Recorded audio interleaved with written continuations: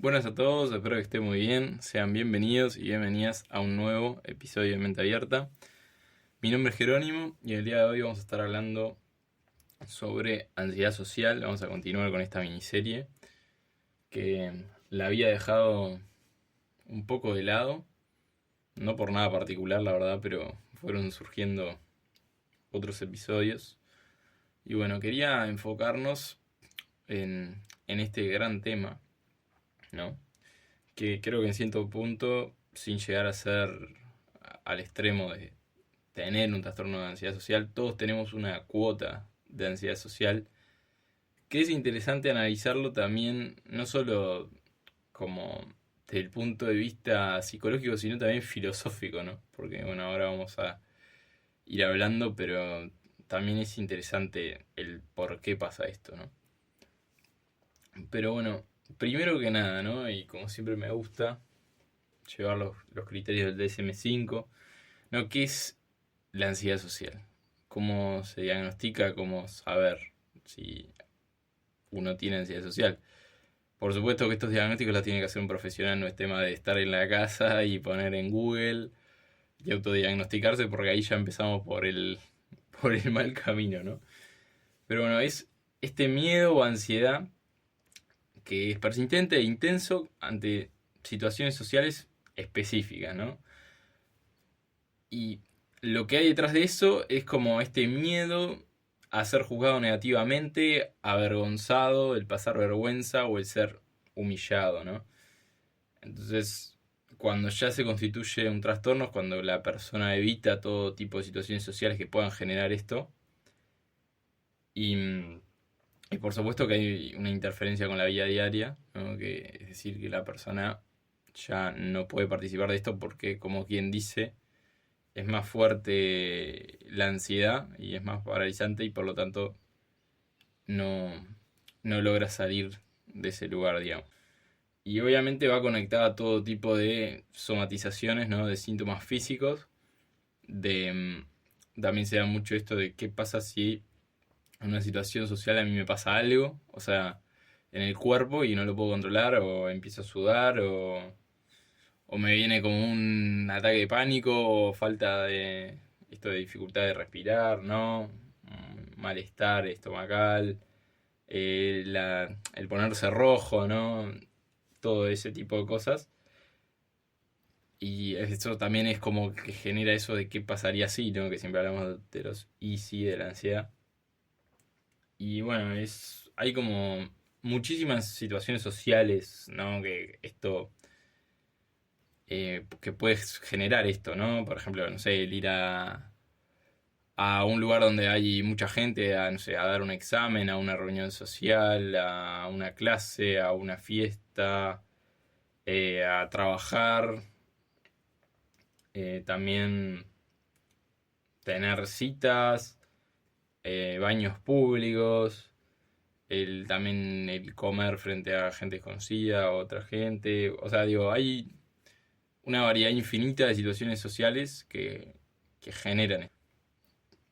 Entonces, me gustaría un poco ir, vamos, de lo más sencillo a lo más complejo. Primero, como dije en el episodio de ansiedad generalizada, y ahí di como los tips digámosle, más, más básicos y más al mismo tiempo eficaces, yo diría, para bajar un poquito el nivel de activación de la ansiedad, que igual le voy a dar una repasada, ¿no? Pero esto de hacer ejercicio, de dormir bien, de llevar una alimentación saludable, de evitar el alcohol y las drogas, y bueno, y obviamente aprender a técnicas para reducir el estrés, que bueno, eso luego lo vamos a ver más a fondo. Eh, pero bueno, como ya sabemos, ¿no? El aprender a respirar, ya el aprender a respirar es lo principal y lo más importante. Cuando uno aprende a respirar, ya sabe que tiene una herramienta para enfrentar una situación que le genera ansiedad y que va a ser su mejor aliada, ¿no?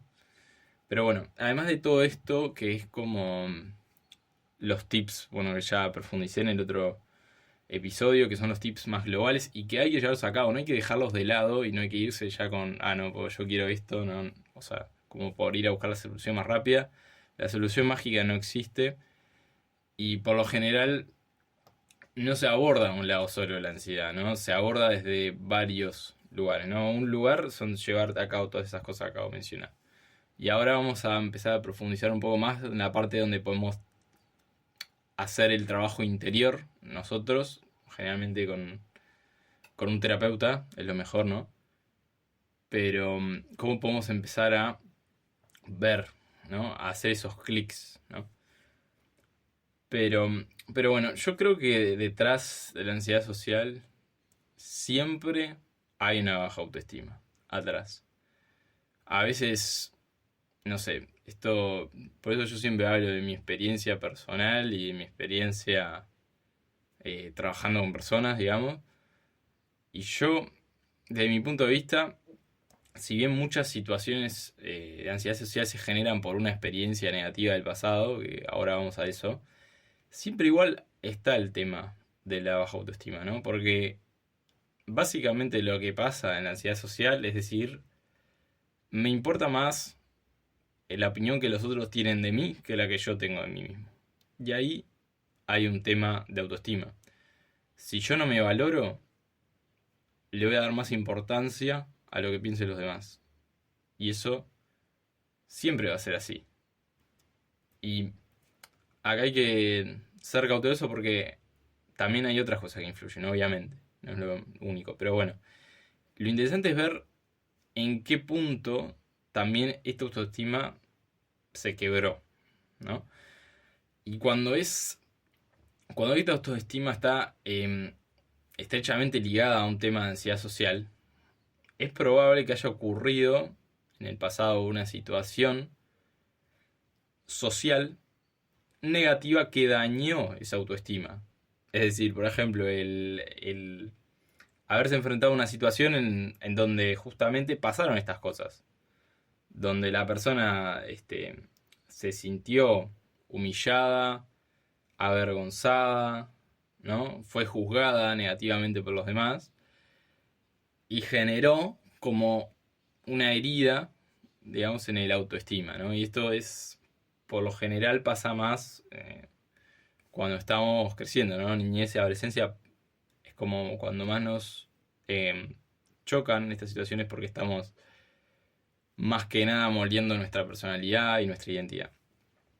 Entonces, es interesante analizar y desmenuzar esa situación que probablemente haya ocurrido en el pasado que genera ese temor a que vuelva a pasar algo similar. Y cuando uno empieza a desmenuzar esas situaciones que generaron eso, se da cuenta de que por ahí siempre, bueno, también pasa, ¿no? De esto de la ansiedad social, de vivir como peleado con el mundo, en el sentido de decir como percibir que el entorno es negativo, ¿no? Eso también pasa mucho. Como que todas las personas son vistas más que nada como una amenaza. Y eso está directamente ligado a una situación traumática muchas veces, que es parte del trabajo que tenemos que explorar, ¿no? Y si logramos identificar cuál fue la situación traumática y desmenuzarla eh, con un terapeuta, por lo general es lo mejor, ¿no? O si la escribimos, también puede estar bueno. Nos damos cuenta de que esa situación en sí tuvo un impacto más emocional que otra cosa. ¿A qué me refiero, no? Con esto. Que a nivel del pensamiento, quizás hoy vemos esa situación como decir, bueno, lo entiendo, o sea, entiendo esa situación que me generó esto, pero yo no la veo como que fue para tanto, ¿no? Y pasa mucho esto, que por ahí pasó, que tuvimos una experiencia social negativa en determinado contexto, y al día de hoy entendemos como que está, sí, ya fue, me pasó esto, pero no fue para tanto. Y hoy a nivel del pensamiento no lo siento para tanto, pero sin embargo cuando me tengo que exponer a algo parecido, siento en el cuerpo que aparecen esas sensaciones de nuevo y ahí empieza obviamente la rumiación mental. ¿Y por qué sucede esto? Porque está almacenado, digamos, en la memoria del cuerpo, esa situación que ocurrió en el pasado. Entonces, para destrabar eso, y que es un trabajo largo, consiste también en aprender a estar en el cuerpo en esa situación, que es un trabajo difícil, o sea, no voy a mentir, pero de a poquito uno va destrabando esa memoria corporal, ¿no? Cuando uno se enfrenta a una situación de que está sintiendo esos síntomas en el cuerpo y puede respirar a través del cuerpo y ver que no se va a morir ni nada, y empieza a destrabar, ahí puede reinterpretar un poco la situación y decir, ah, bueno, o sea, esto es el mensaje que me está dando el cuerpo por aquella cosa que sucedió, bueno, no lo voy a rechazar, voy a respirar a través del cuerpo porque mi cuerpo almacenó esa emoción de ese momento y con esa situación particular. Entonces yo la voy a estar en presencia, a tratar de pasarla a través de eso, ¿no? Y a veces es difícil porque obviamente es como también está esto de ansiedad social, de que a veces todo como la idea también del ego, ¿no? Es que todo se puede venir abajo en cualquier momento y que puede volver a suceder la misma situación o algo similar donde pasen estas cosas, ¿no? Humillación, vergüenza eh, y el juicio negativo. Pero justamente la gracia, o la gracia o el truco diría yo, es no caer en eso de pensar, bueno, y si pasa de nuevo, sino invitar a explorar el cuerpo en las sensaciones, ¿no? A explorar lo que está sucediendo en ese instante y ahí vemos que por ahí ya ese diálogo mental pierde fuerza porque uno ya está entregado a, a lo que pueda suceder.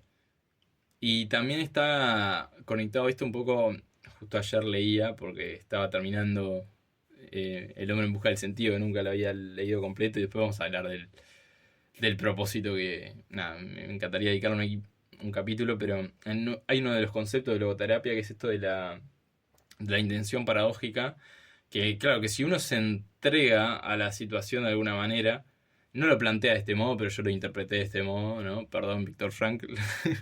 Pero es un tema de también aceptar y generar esta entrega de que, ok, voy a decir, bueno, ok, si tengo miedo, no sé, a sudar en público mientras doy una charla, bueno, voy a decirme a mí mismo, bueno, voy a sudar en público cuando doy esta charla, ¿no? Es como agarrarlo por el opuesto, porque cuando uno hace eso, también es una manera de entregarse a lo que suceda y decir, mira, la verdad no me importa tanto. O sea, voy a hacerlo como al revés de lo que pienso, ¿no? Pero bueno, eso creo que es también como un paso a seguir. Pero antes de eso, y, y es un poco lo principal, diría yo, es esto que hablábamos de mirar la herida de la autoestima, ¿no? Y por supuesto que esa autoestima, como fue dañada en la niñez y adolescencia y está vinculada a una situación social, detrás de eso hay un niño interior herido, llamémosle, ¿no? Que precisa resolver eso que sucedió en ese momento. Y que justamente percibió el entorno de su momento como algo que no le aportó, que no le dio contención, que no le dio nada. Al contrario, hay una evaluación negativa del entorno. Entonces está bueno como ir de nuevo a esa situación, hacer meditaciones de visualización también conectadas con esa experiencia, pasarla por el cuerpo, visualizando esa experiencia, respirando, sabiendo que ahora estás acá, ahora estás a salvo, estás bien, estás respirando sobre esa situación. Creo que es muy importante llevarlo y empezarlo a llevar a ese terreno. Y también está bueno el tema de la visualización con respiración para cuando tenemos que en el futuro enfrentar una situación que nos genera este tipo de ansiedad para, bueno, imaginar, visualizar esa situación y respirar a través de ellas antes de que suceda. Es una manera también de preparar el cerebro, digamos, para enfrentar esa situación. Bueno, eso era un poco de los puntos principales que quería cubrir, pero también tengo algunas cosas más para mencionar. Quería mencionar también esto del diálogo interno, que ya lo sabemos, lo tenemos muy claramente, o sea, es esta rumiación que constantemente va a aparecer. Hay que acordarse que el cerebro lo que quiere es tenerte vivo, no tenerte feliz. Entonces, lo que va a hacer es generar la máxima cantidad de pensamientos negativos para una situación temida para que no la enfrentes. Ese es un poco el truco, para que vuelvas a estar seguro y en supervivencia. Eso es lo que quiere el cerebro, ¿no? Pero ¿cómo controlamos este diálogo interno? Pues ya sabemos que si le hacemos caso al cerebro terminamos muy mal la mayoría de las veces, ¿no? Bueno, este diálogo interno es importante también, como decía antes, meterle mucho a la meditación y decir, ok, acá está el pensamiento negativo de siempre que aparece en esta situación. Ya cuando uno tiene un poco más de experiencia se puede hasta reír, porque yo a veces me pasa que hago todo este proceso y, y nada, de repente aparece el mismo pensamiento de me va a pasar esta cosa terrible y ya me río porque ya lo conozco. Entonces aparece dos por tres y digo, bueno, sí, ya te conozco. Y hago todo el proceso de nuevo. Y uno a veces se ve tentado a luchar contra esto, porque ya cuando pasan muchos años de que uno tuvo una experiencia traumática, llamémosle, y después uno lo logró más o menos integrar y resolver, pero ve que en el futuro igual sigue estando, como, bueno, los psicoanalistas llamarían como las huellas némicas, sería, de esto que sigue estando ese resto de, bueno, como que fue una experiencia tan fuerte que quizás eh, se arma como esta protección, ¿no? Del cerebro para evitar que vuelva a pasar. Pero la idea justamente es no luchar y no decir como, digamos, rechazarlo como decir, pa, de nuevo lo mismo y lo rechazo. Y porque cuando uno rechaza y no acepta, en vez de decir, bueno, sí, de nuevo lo mismo, y seguramente sea así por muchos años de mi vida o quizá toda mi vida, pero lo recibo, lo acepto, ahí es cuando pierde intensidad. En cambio, cuando yo empiezo a luchar con decir de nuevo lo mismo, de nuevo lo mismo, no me lo aguanto, ahí es cuando continúa ese ciclo, ¿no? Esa rueda de pensamiento. Bueno, y después algo que esto más personal, pero también hay personas que les ha servido, escribir las situaciones temidas, o sea, no sé, tengo miedo de que me pase esto yendo a tal lado, de que tal persona se burle de mí o de que pase esto tan terrible que a mí me parece terrible. Y yo escribo toda esa lista de situaciones temidas y las dejo ahí.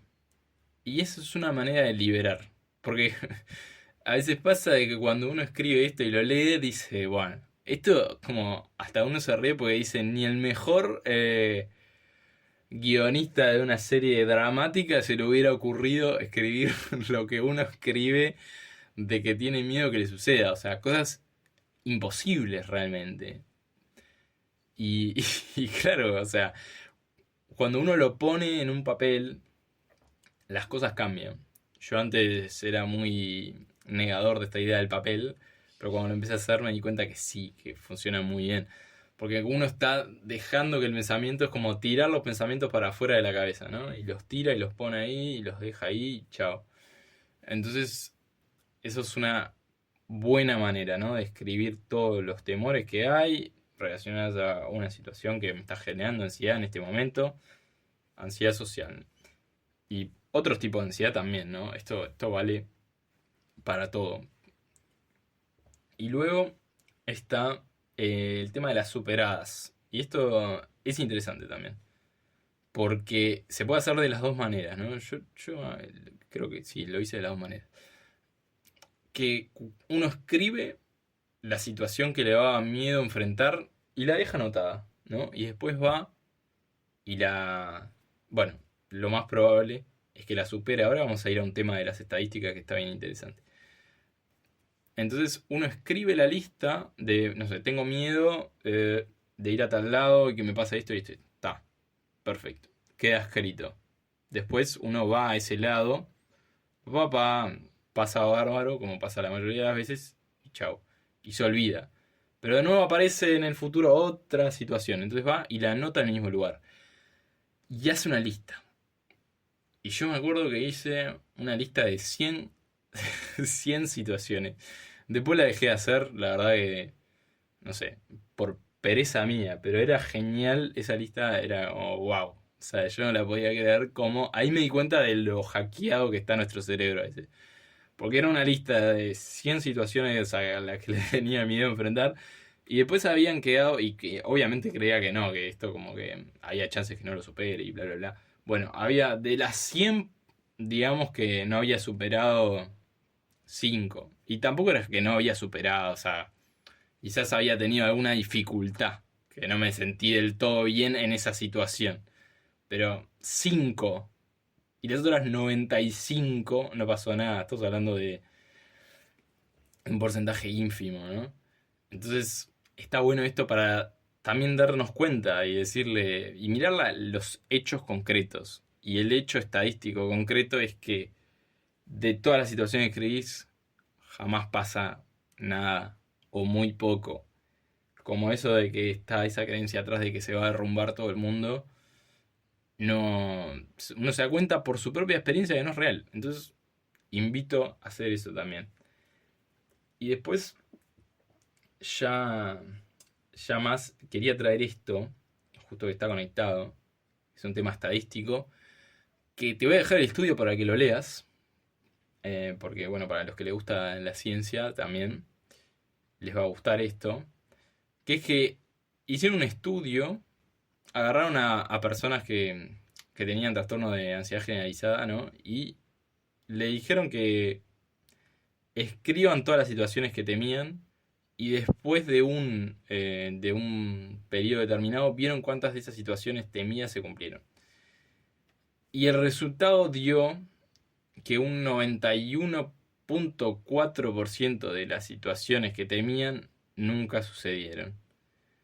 O sea que el estudio concluyó, y es lo que se habla mucho hoy en día, que el 91.4% de las cosas que nos preocupan nunca jamás suceden. Y cuando uno se pone a pensar esto, se da cuenta lo innecesario que es estar en esta rueda constante de pensamiento. Y obviamente, como siempre digo, no es todo tema de palabras, sino que hay que domesticar esta mente practicando meditación, llevando un estilo de vida saludable, sanando las heridas del pasado yendo a terapia y todo ese tipo de cosas. Pero me pareció interesante traer este estudio, te lo dejo acá en la descripción para que lo leas. Y está muy interesante para ya ponerlo desde un punto de vista científico, ¿no? De esto realmente es así, está probado que es así. Así que, bueno, también lo último que quería mencionar, ¿no?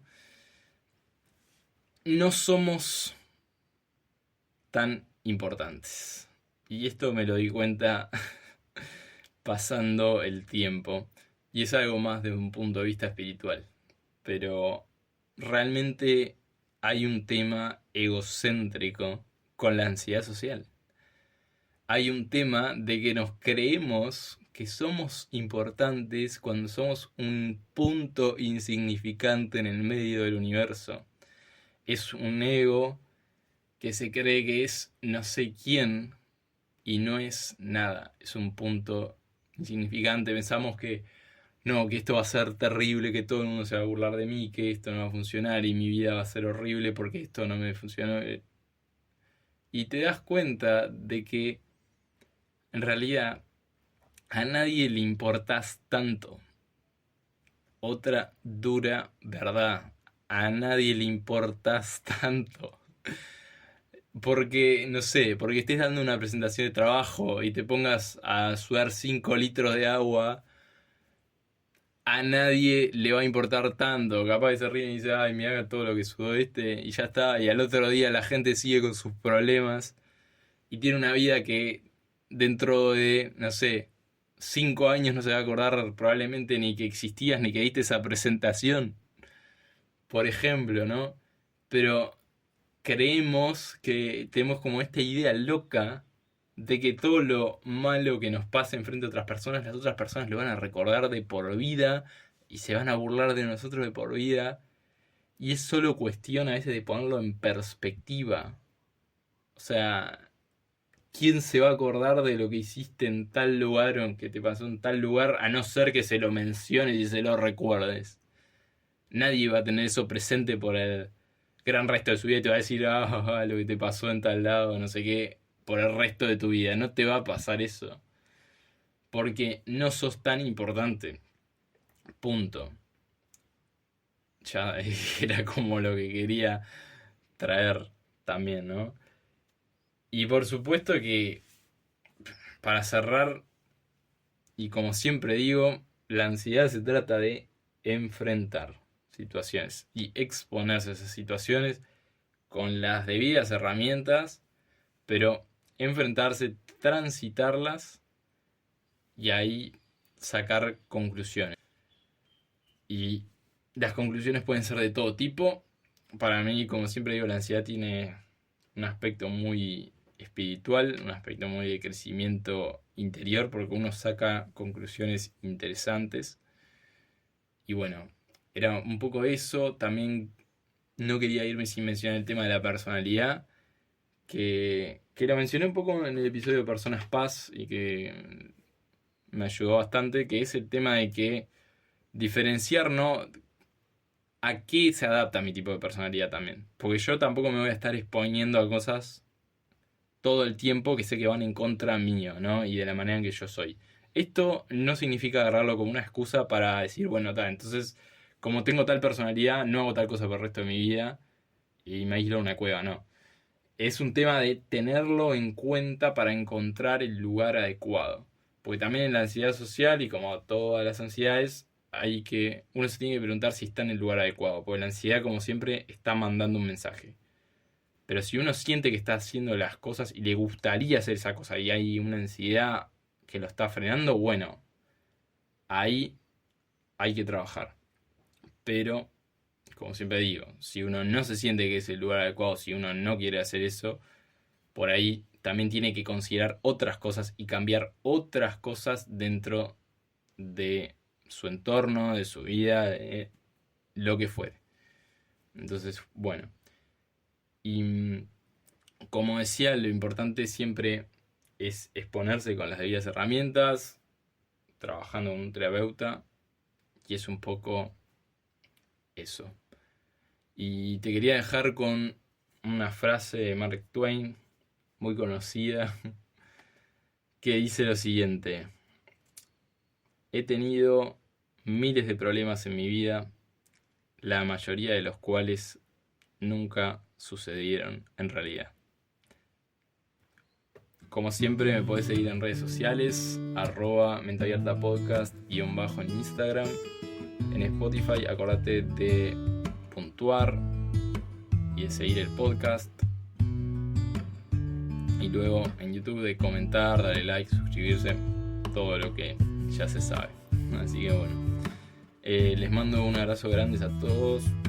Espero que este episodio haya servido como para aclarar este tema, para sacarle el estigma también, que es lo que me gusta hacer a mí. O sea, a todos nos genera ansiedad social algo en la vida. Está bueno como sacarle también el tinte de esto es terrible.